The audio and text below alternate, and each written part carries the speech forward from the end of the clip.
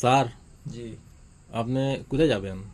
যাইতাম উদারবন, কিন্তু আমার যে দাড়ি গুন্তর কারণে আচ্ছা মানে আপনার ওখানে ব্রেক মারি দিছে, কোনো মেডিসিন আছে নি আমার দাড়িগুলা খালা করে দিতা? স্যার, এরকম তো মেডিসিন আছে, তবে ও বয়স্কও দেখা যাবে, কারণ লগিয়া আপনার বয়স হয়েছে এই জন্য দাড়ি পাকছে। না না, আমার বয়স হয়েছে না, হবে আঙ্গুলের গোনা প্রায় 28 বছর হয়েছে। ও আচ্ছা আচ্ছা, তাহলে আপনি নিশ্চয়ই কোনো মেডিসিন ব্যবহার করেছিলেন, এই জন্য এটা হয়েছে। আগে আগে মেডিসিন ব্যবহার করলাম, ফুন্না বেলের দিয়ে কিছু দাড়ি এই চাচ্ছিলাম। কারণে।